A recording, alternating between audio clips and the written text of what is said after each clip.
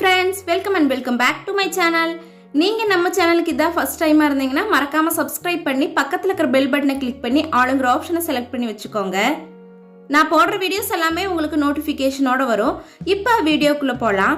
நம்ம எல்லாருமே சின்ன வயசுல பெட்டி கடைகள்ல இந்த ஒரு ஸ்வீட் வாங்கி சாப்பிட்டு இருந்திருப்போம். ₹1.50 அவ்வளவு டேஸ்டா இருக்கும். ஆனா இப்போ அந்த பெட்டி கடைகளும் இல்லை, அந்த ஸ்வீட்டும் இல்லை.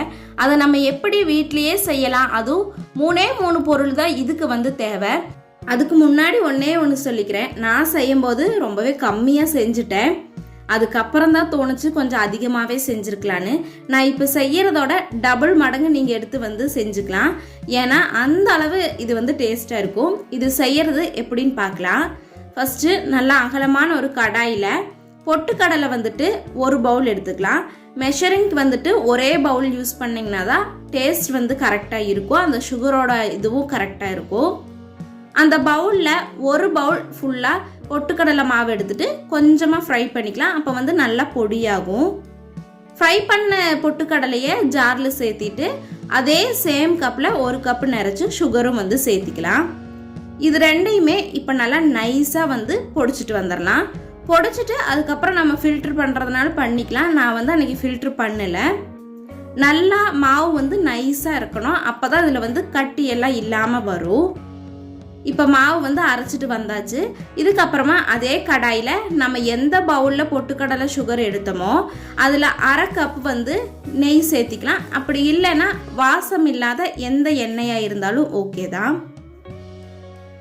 இப்போ அந்த எண்ணெயோ இல்லை நெய்யோ நல்லா சூடானதுக்கு அப்புறமா ஸ்டவ் ஆஃப் பண்ணிவிட்டு நம்ம பொடி பண்ணி வச்சுருந்த மாவையும் சேர்த்து நல்லா மிக்ஸ் பண்ணிக்கலாம். மிக்ஸ் பண்ணும்போதே உங்களுக்கு அந்த கன்சிஸ்டன்சி தெரியும். நல்லா நம்ம ஷேப் பண்ணுறதுக்கு கரெக்டாக இருக்கணும். அந்த அளவில் மாவு நல்லா கிளறி விட்டுக்கலாம். கொஞ்சம் கொஞ்சமாக சேர்த்திட்டு கிளறினோம்னா கட்டி பிடிக்காது. இந்த டைமில் ஸ்டவ் ஆன் பண்ணக்கூடாது. ஏன்னா நம்ம சுகர் போட்டிருக்கிறதுனால அது கொழகொழப்பாகிறதுக்கு நிறைய சான்சஸ் இருக்குது. ஸ்டவ் ஆஃப் பண்ணிவிட்டு மாவை கொஞ்சம் கொஞ்சமாக சேர்த்தி நல்லா கிளறி விட்டோம்னா போதும். சில டைம் நெய் அதிகமாக ஈரும்.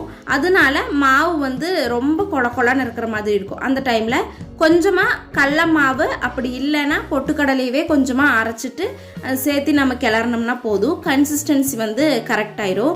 இப்போ நான் இந்த கரண்டியில் எடுத்து காமிக்கிற அளவு கன்சிஸ்டன்சி வேணும். நம்ம கரண்டியில் எடுத்து போடும்போது உதிர்ந்து போகிற மாதிரி இருக்கணும். அதுக்கப்புறம் நல்லா கட்டிகள் இல்லாமல் கிளறிட்டு ஒரு தட்டில் கொஞ்சமாக ஆயில் அப்ளை பண்ணிவிட்டு அதை நம்ம சேர்த்திட்டு நல்லா ஷேப் பண்ணிடலாம்.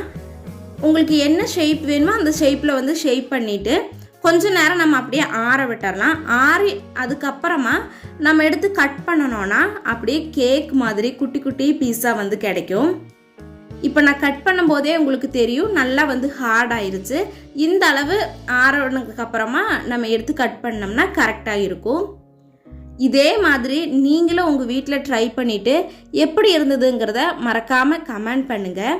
வீடியோ பிடிச்சிருந்ததுன்னு நினச்சிங்கன்னா மறக்காமல் லைக் பண்ணி சப்ஸ்கிரைப் பண்ணி உங்களோட ஃப்ரெண்ட்ஸ் அண்ட் ஃபேமிலிக்கும் சென்ட் பண்ணுங்கள். தேங்க்ஸ் ஃபார் வாட்சிங். Bye bye.